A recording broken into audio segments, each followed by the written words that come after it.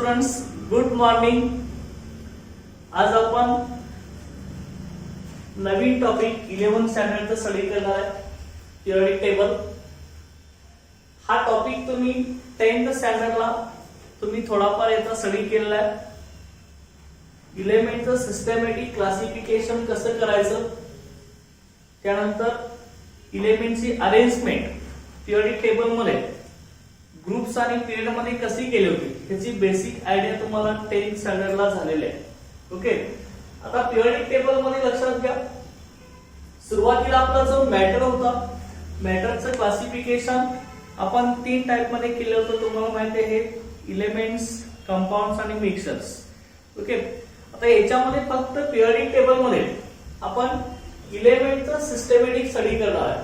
Okay, इलेमेंटचं systematic classification period आणि group मध्ये कसं केलेलं आहे त्याचा स्टडी आपण इन डिटेल मध्ये त्या टॉपिक मध्ये आपण स्टडी करणार आहे. लक्षात घ्या, पिरियडिक टेबल बघा, nowadays 118 elements are present. Okay, आता सध्या 118 इलेमेंट आपले प्रेझेंट आहे. ओके, 118 इलेमेंट्स आपले प्रेझेंट आहे. आता मग ह्या 118 इलेमेंटचा ही 118 elements different number of compounds तयार करतात, अनेक कंपाउंड्स तयार करत असतात. लक्षात घ्या. Okay, it forms different compounds. It forms different compounds. Okay, तर सुरुवात आपल्या आता इलेमेंट किती आहेत, रिस्पेक्टिव्ह इलेमेंट्स आता पिरियडिक टेबल मध्ये 118 इलेमेंट्स आहेत आणि हे 118 इलेमेंट्स काय करतात, तर डिफरंट कंपाउंड्सचं फॉर्मेशन करत असतात, वेगवेगळे कंपाउंड्स ते फॉर्म करत असतात. ओके, आता मग लक्षात घ्या, ह्या 118 इलेमेंटचा आणि त्यांच्या कंपाउंडचा सेपरेट स्टडी करणं हे काय आपल्याला पॉसिबल नाही, कारण का प्रत्येक इलेमेंट अनेक वेगवेगळे इलेमेंट हा तयार करत असतो. त्यामुळं त्या सगळ्या इलेमेंटचा सेपरेट स्टडी करणं हे आपल्याला पॉसिबल नाही. लक्षात घ्या. ओके, त्यामुळं ही इलेमेंट्स आणि त्यांचे कंपाउंड्स यांचा सिस्टमॅटिक स्टडी करण्यासाठी इलेमेंटचं क्लासिफिकेशन करणं ही अत्यंत महत्वाची गरज होती. लक्षात घ्या. ओके, त्यासाठी पिरियडिक टेबल मध्ये वेगवेगळ्या ग्रुप्स आणि पिरियड मध्ये इलेमेंटची आपली अरेंजमेंट केलेली आहे. ओके, बघा मी काय म्हणलंय, what is the need of classification of elements. इलेमेंटचं क्लासिफिकेशन करण्याची गरज आपली का झाली आहे, तर 118 इलेमेंट आपले प्रेझेंट आहेत. ते 118 इलेमेंट वेगवेगळे कंपाउंड्स तयार करतात.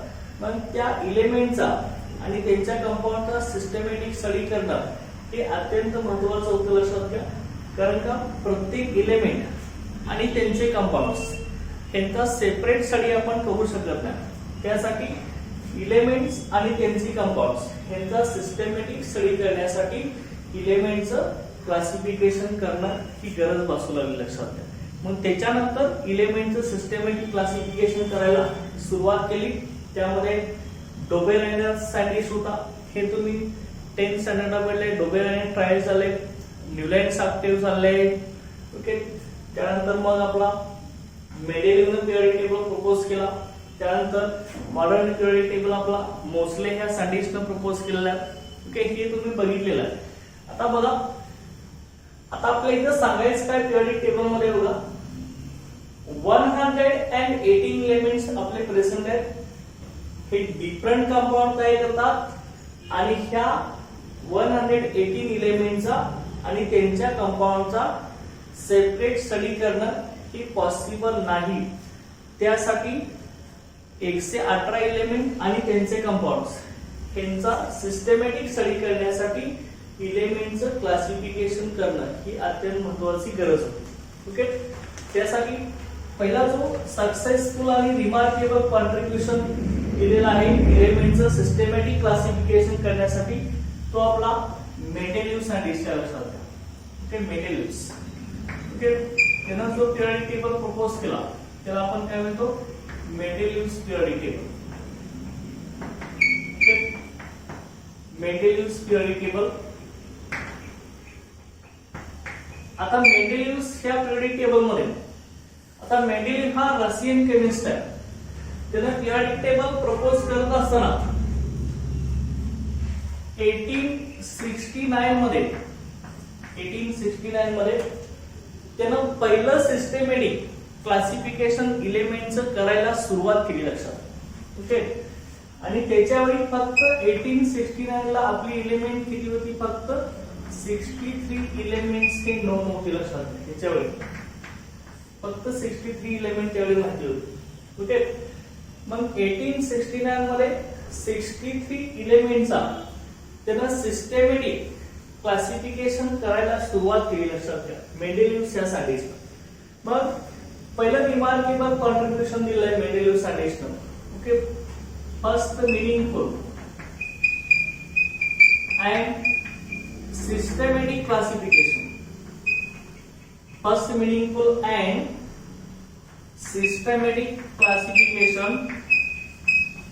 Systematic classification. First meaningful and systematic classification of elements is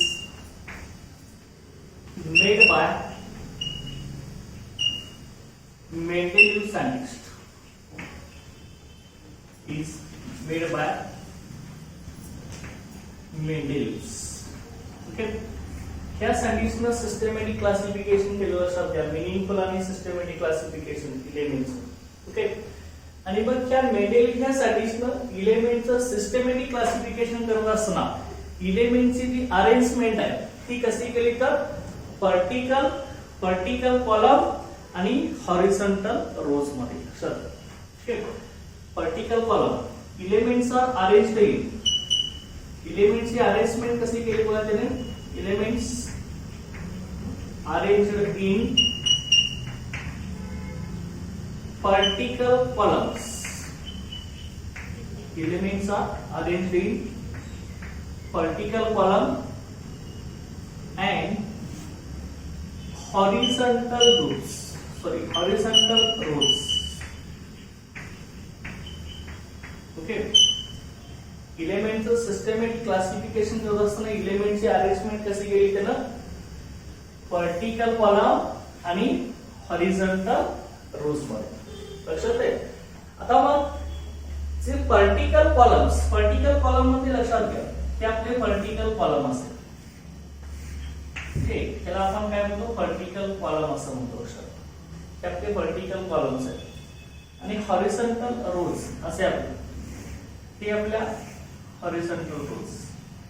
okay, त्याला आपण रोज असं म्हणतो, हॉरिझॉन्टल रोज, आणि हे आपले वर्टिकल कॉलम्स.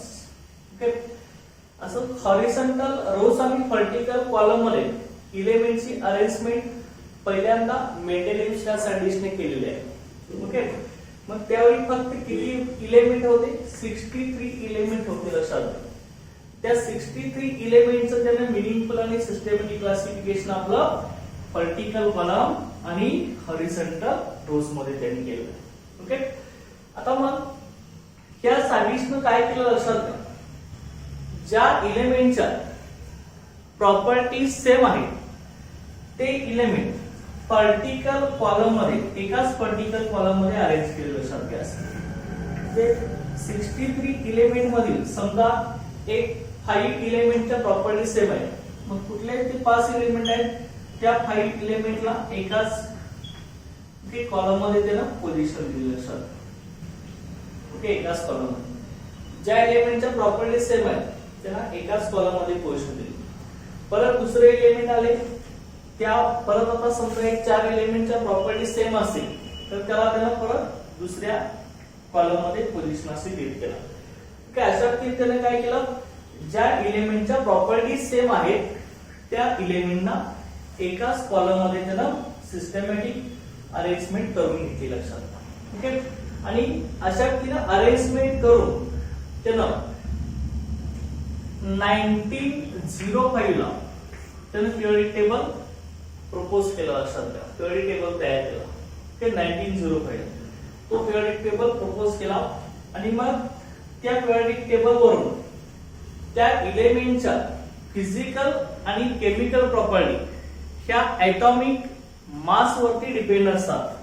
ही मेंडेलिव्हच्या सायंटिस्टने सांगितलं लक्षात सुरुवातीला.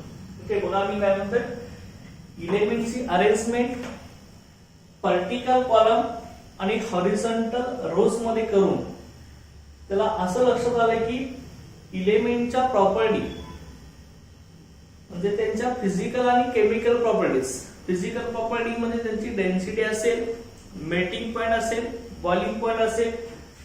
केमिकल प्रॉपर्टी म्हणजे त्यांच्या रिएक्शन असतील, त्या कशावर डिपेंड असतील, ऍटॉमिक मास वरती किंवा ऍटॉमिक वेट वरती डिपेंड असतील, असं त्याच्या लक्षात आलं. ओके, मग आता ह्याच्यानंतर त्यानं काय केलं, एक पिरियडिक लॉ त्यानं प्रपोज केला. त्या पिरियडिक लॉला काय म्हटलेलं आहे, मेंडेलिव्हज पिरियडिक लॉ. ओके, त्याचं नेम काय आहे, Mendeleev's periodic law. Okay, Mendeleev periodic law. Okay, Mendeleev's periodic law. हा पिरियडिक लॉ काय सांगतो बघा, Mendeleev's periodic law, the physical and chemical properties, the physical and chemical properties, the physical and chemical properties of the elements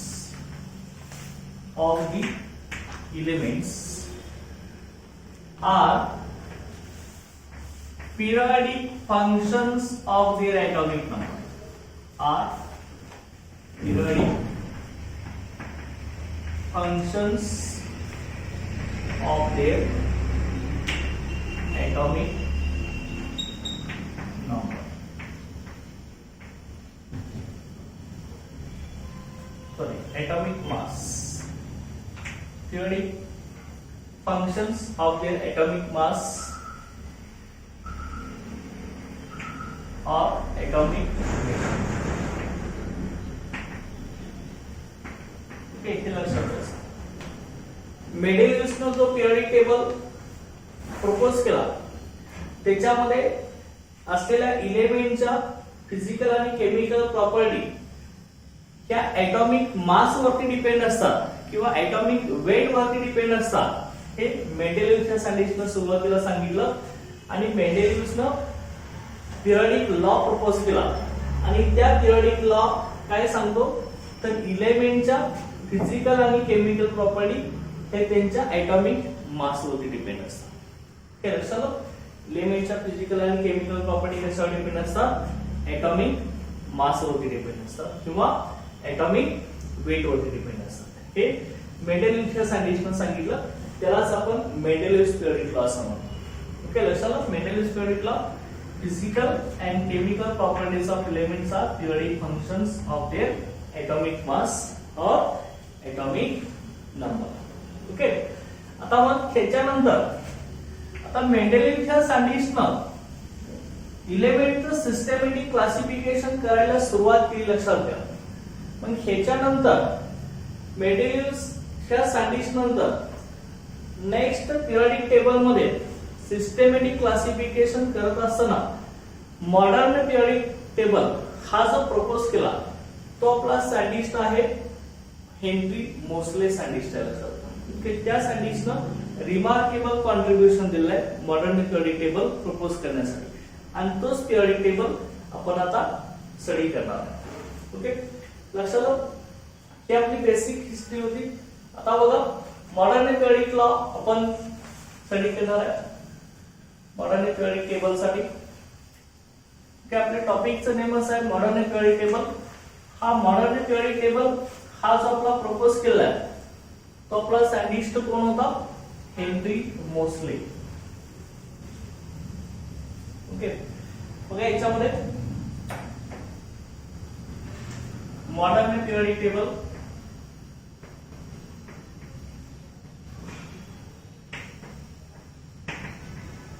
modern periodic table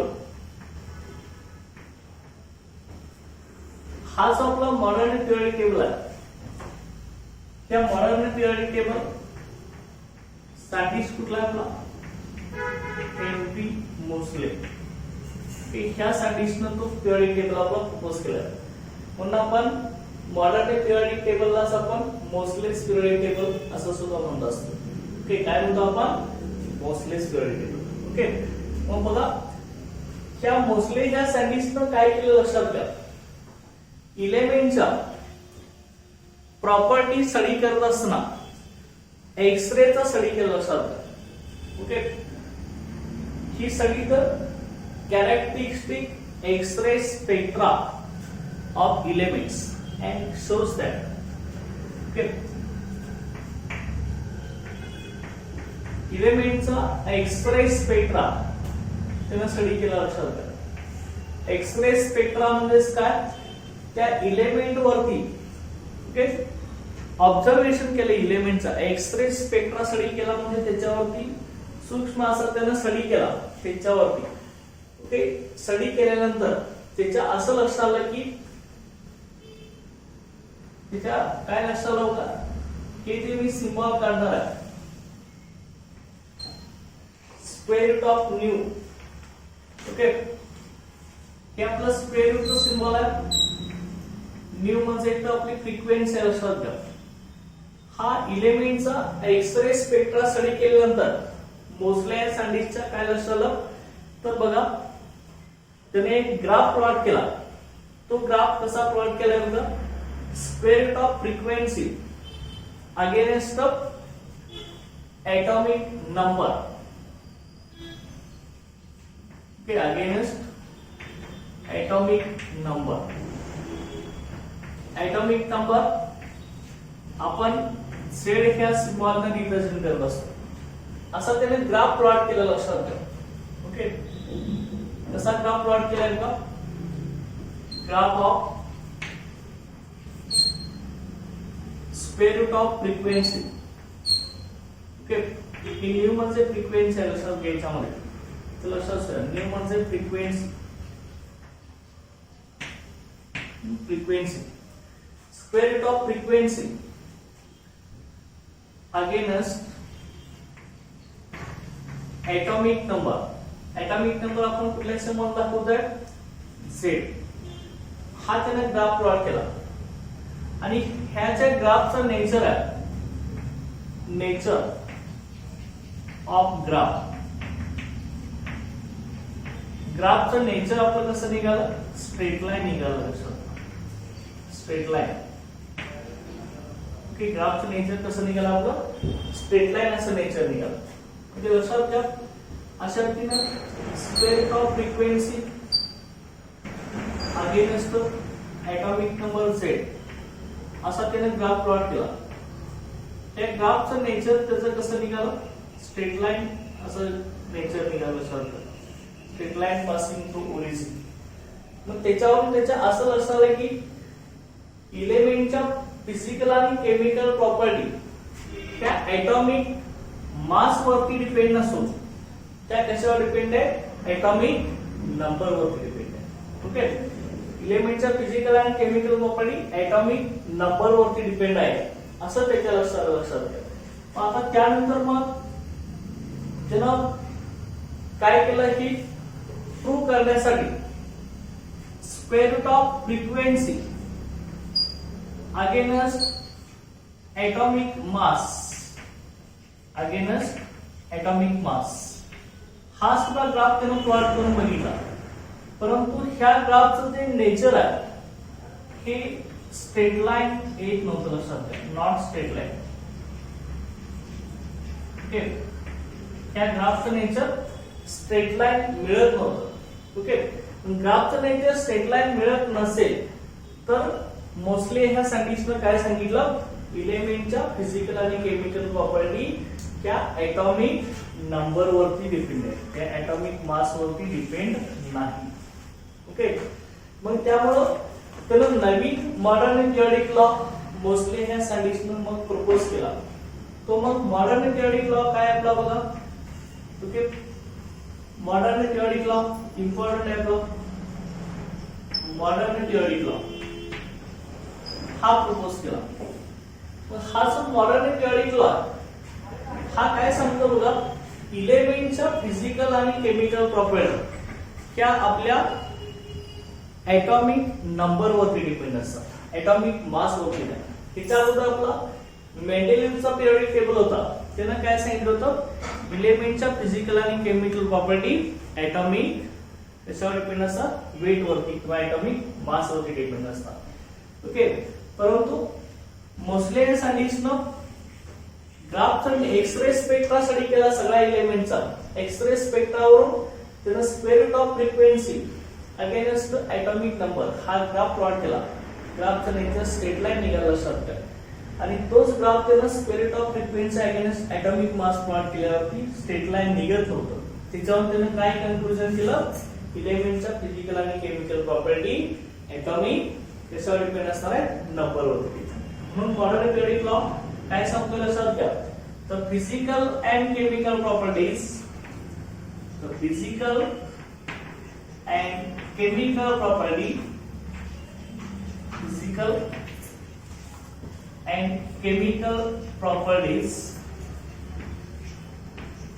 of elements, physical and chemical properties of elements are periodic functions, are periodic functions, are periodic functions of their atomic number, atomic number. Okay, हे लक्षात ठेवायचं. Physical and chemical properties of elements are periodic functions of their atomic number. जे इलेमेंटच्या physical आणि chemical property ह्या कशावर depend असतात, atomic number वर depend असतात. ओके, मग ह्या मॉडर्न पिरियोडिक लॉ नंतर मोस्ले ह्या सायंटिस्टनं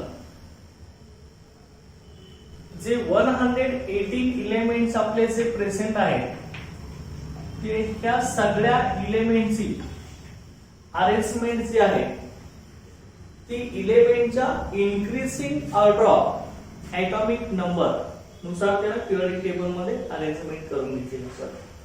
ओके, मग आता हे 118 इलेमेंट्स ही व्हर्टिकल कॉलम आणि हॉरिझॉन्टल रोज मध्ये त्यानं अरेंज करत असताना त्यांची अरेंजमेंट कशी केली, इन्क्रीजिंग ऍटॉमिक नंबर.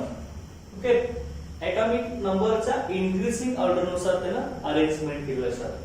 ज्याचा ऍटॉमिक नंबर कमी तो पहिल्यांदा, ज्याचा नंबर जास्त तो लास्टला, अशा पद्धतीनं त्याने इलेमेंटची पिरियोडिक टेबल मध्ये सिस्टमॅटिक अरेंजमेंट करून घेतली.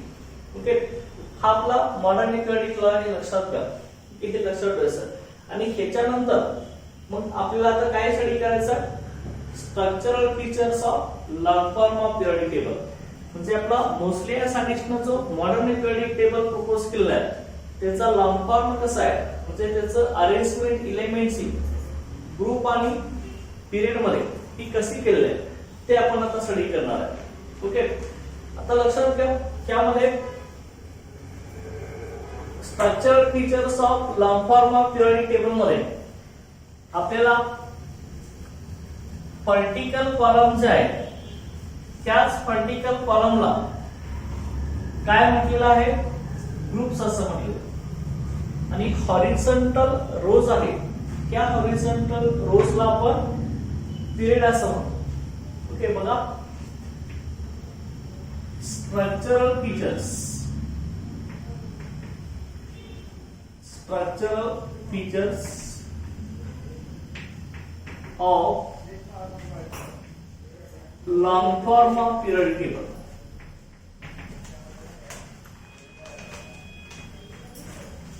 Structural features of long form of periodic table. Okay, लक्षात घ्या. Structural features of long form of periodic table मध्ये vertical column. Okay, modern periodic table मध्ये जे आपले व्हर्टिकल कॉलम्स आहेत, व्हर्टिकल कॉलम मध्ये असेल उभी रेष लक्षात घ्या, त्याला आपण व्हर्टिकल कॉलम असं म्हणणार. आणि हॉरिझॉन्टल रोज म्हणजे असे आडव्या लाईन्स पैकी हॉरिझॉन्टल रोज.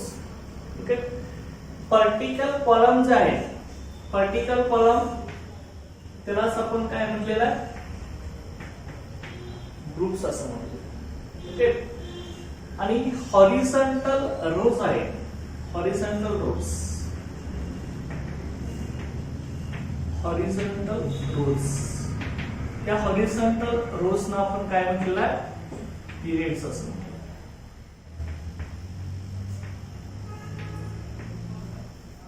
ओके. त्याला आपण काय म्हटलेलं आहे, पिरियड्स. ओके. आता हे आपले व्हर्टिकल कॉलम, हे आपले काय असणार, ग्रुप्स असणार. ओके. अशा तीन 1 2 3 4 असं. आणि हॉरिझॉन्टल रोज आहे त्याला आपण काय म्हणणार आहे, पिरियड्स असं म्हणणार. ओके. ते आपले 1 2 3 4 हे लाईन्स. ओके. आता ह्यामध्ये सुरुवातीला आपण पिरियड्स, पिरियड्स काय रिप्रेझेंट करतात हे आपण इन डिटेल मध्ये बघूया. पिरियडचे कॅरेक्टरिस्टिक फीचर्स आपले काय आहेत लक्षात घ्या. Modern periodic table consist of vertical column, त्याला काय म्हणणार आपण, ग्रुप्स म्हणणार. आणि horizontal rows is called periods. Okay. सुरुवातीला तर पिरियड्स मध्ये बघूया आपण. पिरियड्स लक्षात घ्या. पिरियड्स मध्ये काय आहे ना, इन मॉडर्न पिरियडिक टेबल, पहिला पॉइंट बघा याच्यामध्ये, in modern periodic table it consists of 7 periods. Modern periodic table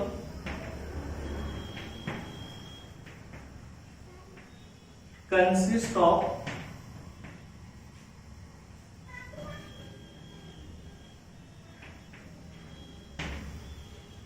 7 periods. Okay, total आपले 7 periods आहेत. नंबर्ड ऍज, कसं नंबरिंग करतो आपण याला, 1 2 3 4 5 6 7. अशा रीतीने आपण नंबरिंग करत असतो. हे 7 पिरियड्स आहेत. नंबरिंग 1 2 3 4 5 6 7. ओके. आणि त्याच्यानंतर सेकंड आपला पॉइंट काय लक्षात घ्या, त्यामध्ये हे जे आपले 7 पिरियड्स आहेत त्यामध्ये फर्स्ट जो पिरियड आहे, first period is shortest period. First period is shortest. पहिले पिरियड एकदम शॉर्ट आहे, लहान आहे, लक्षात घ्या. It consist of only 2 elements. ज्यामध्ये फक्त 2च एलिमेंट आपले प्रेझेंट आहेत लक्षात. ओके. एकदम शॉर्ट पिरियड आहे आणि याच्यामध्ये 2च एलिमेंट्स आहेत. कुठले आहेत आपले, हायड्रोजन अँड हिलियम. ओके. हे 2च एलिमेंट आपले प्रेझेंट आहेत. ओके. त्यानंतर थर्ड पॉइंट बघा याच्यामध्ये, second and third period. Second आणि थर्ड पिरियड जे आहे आपलं, second and third period it consists of 8 elements each.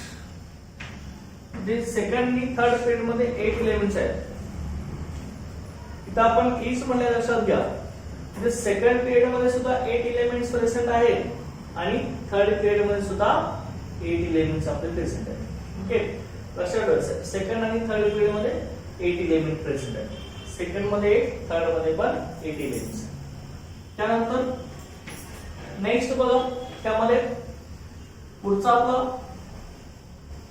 Fourth and fifth.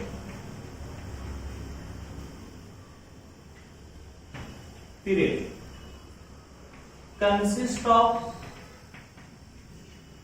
18 elements. Okay, each. चलो जर फोर्थ आणि फिफ्थ पिरियड मध्ये आपली इलेमेंट्स किती आहेत? 18 इलेमेंट्स आहेत. फोर्थ आणि फिफ्थ पिरियड मध्ये 18 इलेमेंट्स आहेत. फोर्थ मध्ये 18 इलेमेंट्स, फिफ्थ मध्ये सुद्धा 18 इलेमेंट्स. ओके, आणि या पिरियडला आपण काय म्हणत असतो? या दोन पिरियडला आपण लॉंग पिरियड असं म्हणत असतो. 18 इलेमेंट्स आहेत, ते मोठे पिरियड आहेत लक्षात. त्यानंतर नेक्स्ट पॉइंट बघा,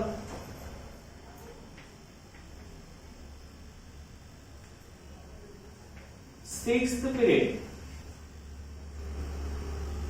consists of, sixth period is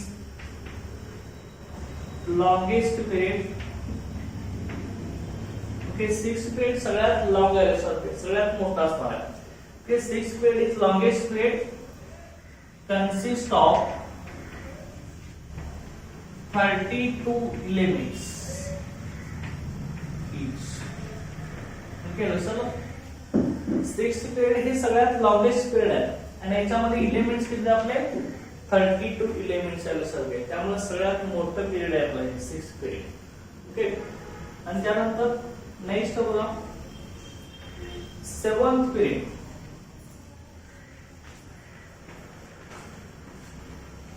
seventh period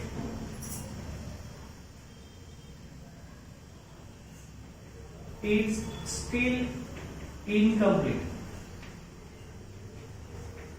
Is still incomplete. जे अजून हे पूर्ण भरलेले नसेल का? It is still incomplete. Consists of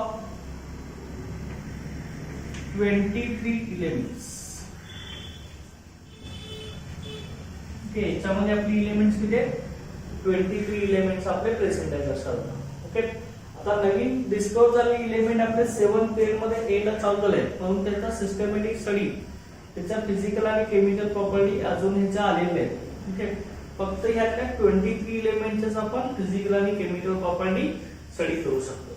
okay, आणि त्याच्यानंतर बघा 6th पिरियड मध्ये इथं आणखी आपली काय प्रेझेंट आहे?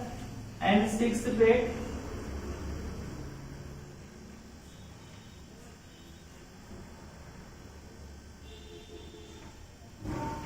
consist of lanthanide cells. Okay, 6th period मध्ये आपली लॅन्थानाइड सेल्स आहे. 14 इलेमेंटचा सेट आहे लक्षात घ्या. पिरियडिक टेबलच्या बॉटमला ती लॅन्थानाइड सेल्स आहे. आणि 7th पिरियडचं आहे ते इनकम्प्लीट आहे. 23 इलेमेंट्स आहेत. नवीन येणारे इलेमेंट्स इथं ऍड होत जाणार आहेत. आता काही इलेमेंटचे नेम दिले आहेत, परंतु त्यांचं फिजिकल केमिकल प्रॉपर्टी अजून आपल्याला स्टडीला आलेली नाही. ओके, बघा इथं. आणि ह्या 7th पिरियड मध्ये आपली कुठली सिरीज आहे? Consist of actinide cells. Okay, consist of actinide cells. Okay, इथं आपली ऍक्टिनेट सेल्स प्रेझेंट आहे लक्षात. ओके, हे लक्षात ठेवायचं आहे. 6th पिरियड मध्ये लॅन्थानाइड सेल्स, 7th पिरियड मध्ये ऍक्टिनेट सेल्स. ओके, आणि त्यानंतर नेक्स्ट पॉइंट काय सांगतोय बघा, period number indicates.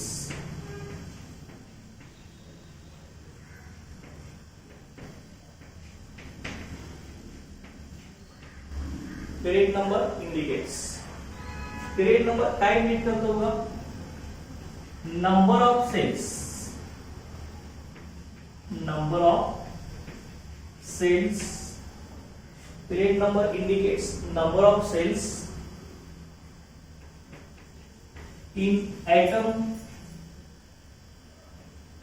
of elements. Okay, एखाद्या इलेमेंटच्या आयटम मध्ये सेल किती आहे? ओके, एखाद्या इलेमेंटच्या आयटम मध्ये सेल किती आहे, नंबर ऑफ सेल्स किती आहे, तो पिरियड नंबर रिप्रेझेंट करत असतो. सेल आपल्या कुठले असणार आहेत? के एल एम एन हे आपल्या सेल आहेत लक्षात. ओके, त्या सेल रिप्रेझेंट करण्याचं काम पिरियड नंबर करत असतो.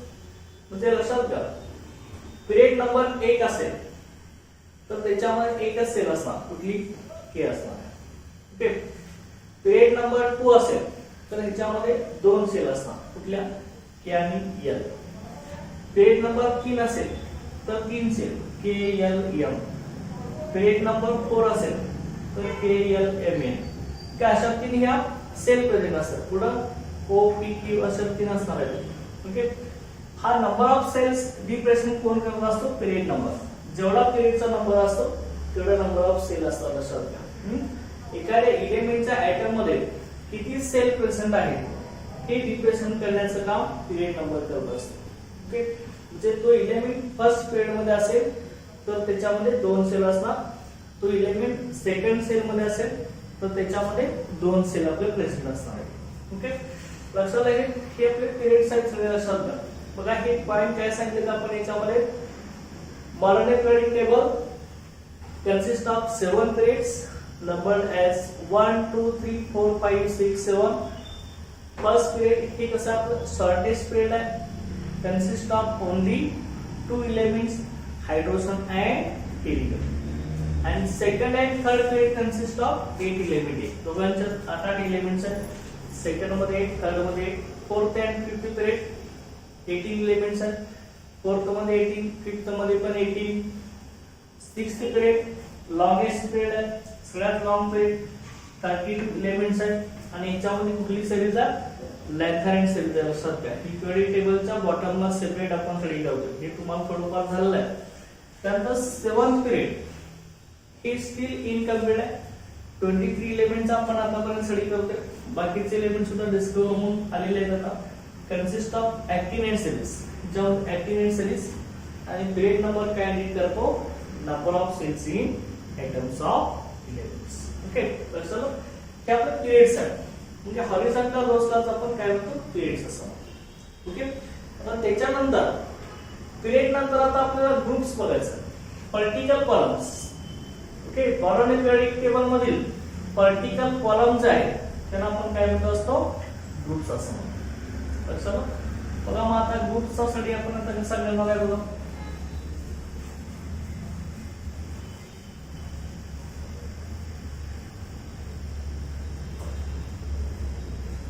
पर्टिकल कॉलम त्याला आपण ग्रुप्स असं म्हणणार. कसं असेल बघा हे, vertical columns in modern periodic table is known as groups. Okay. लक्षात घ्या. ग्रुप्स मध्ये बघा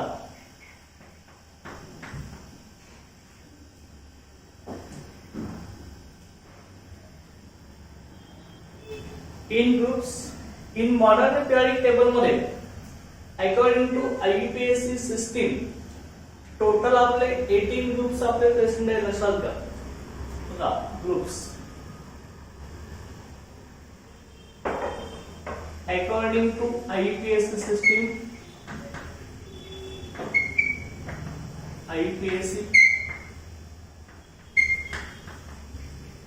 total 18 groups, total 18 groups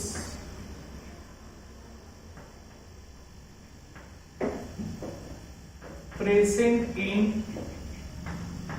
total 18 groups present in modern periodic table. Total 18 groups present in modern periodic table. Okay.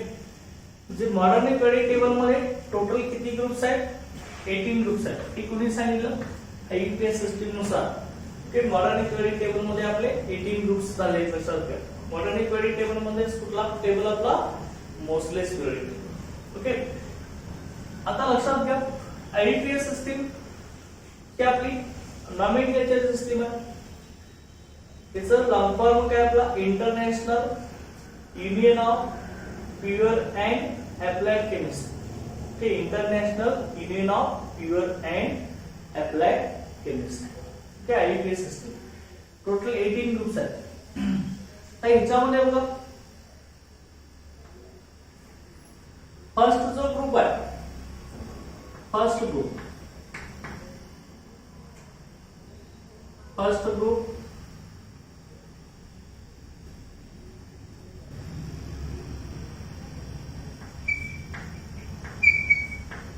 Okay, first जो group आहे आपला consist of alkali metals. Okay, पहिल्या group मधले जे एलिमेंट्स आहेत ते सगळे आपले अल्कली मेटल्स लक्षात घ्या.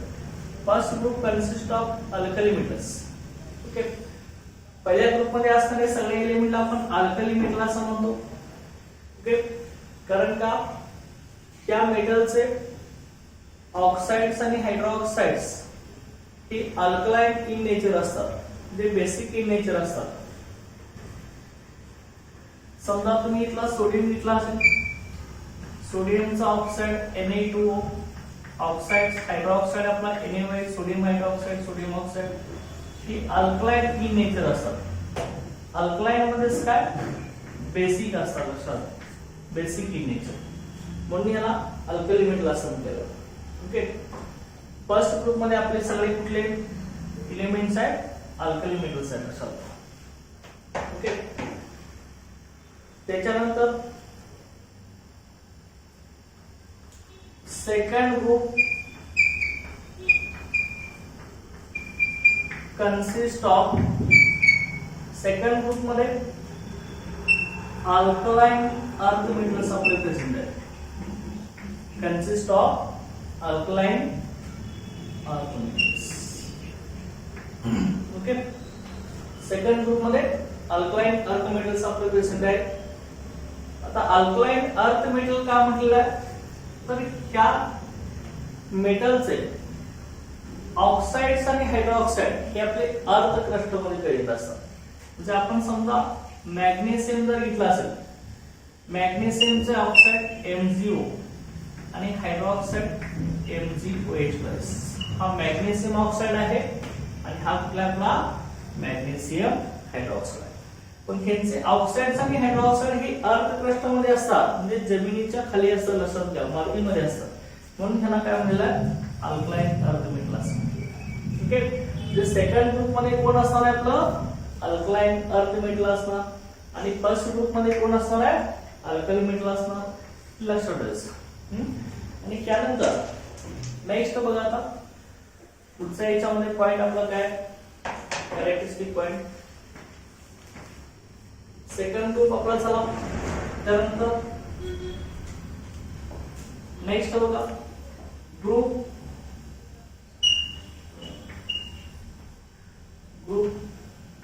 3 to 12. ओके, 3 to 12 आपले जे ग्रुप्स आहेत, ग्रुप 3 to 12 इज कॉल्ड, त्यालाच आपण काय म्हणत असतो, group 3 to 12 called transition elements. याला काय म्हणतो आपण, ट्रान्झिशन एलिमेंट्स. ओके, 3 आणि 12, 3 आणि 12, 3 ते 12 मध्ये जे एलिमेंट्स आपले प्रेझेंट आहेत, ग्रुप 3 to 12. ओके, त्याला आपण काय म्हणत असतो, असणारे एलिमेंटला ट्रान्झिशन एलिमेंट असं म्हणतो. Group 3 to 12 okay called transition elements. ह्याच्यामध्ये असणारे एलिमेंटला आपण ट्रान्झिशन एलिमेंट असं म्हणतो. आणि त्यानंतर ग्रुप 13 to 17 इथं जे आपली एलिमेंट प्रेझेंट आहे, त्या एलिमेंटला आपण रिप्रेझेंटेटिव्ह एलिमेंट्स असं म्हणतो. त्याला आपण काय म्हणत असतो, representative elements. Okay, representative elements असं म्हणतो. आणि त्यानंतर ग्रुप आपला 18 आहे. 18 ग्रुप मध्ये एलिमेंटला आपण काय म्हणत असतो, noble gases or inert gases. Okay, noble gases or inert gases. लक्षात घ्या सगळ्यांना. ओके, की आपले टोटल असे ग्रुप्स आहेत, लक्षात घ्या. टोटल आपले कुठले ग्रुप्स आहेत, 18 ग्रुप्स आहेत. पहिल्या ग्रुप मध्ये अल्कली मेटल आहे, सेकंड ग्रुप मध्ये अल्कलाइन अर्थ मेटल्स असतात, 3 to 12 मध्ये ट्रान्झिशन एलिमेंट असतात, त्यानंतर 13 to 17 मध्ये रिप्रेझेंटेटिव्ह एलिमेंट्स, आणि ग्रुप 18 मध्ये नोबल गॅस किंवा इनर्ट गॅस असतात. आणि ह्याच्यानंतर आता ग्रुपमध्ये ओके ग्रुपमध्ये परत लक्षात घ्या इथं स्टार्टिंग कसं असतं त्याच्यामध्ये लॅन्थानाइड सिरीज कुठे आहे प्रेझेंट, ऍक्टिनाइड सिरीज कुठल्या ग्रुपमध्ये प्रेझेंट आहे ते आपण आता ओके नेक्स्ट लेक्चरला आपण ह्याच्यामध्ये स्टडी करणार आहे. लक्षात आहे इथेपर्यंतचा सगळा पार्ट. Okay thank you.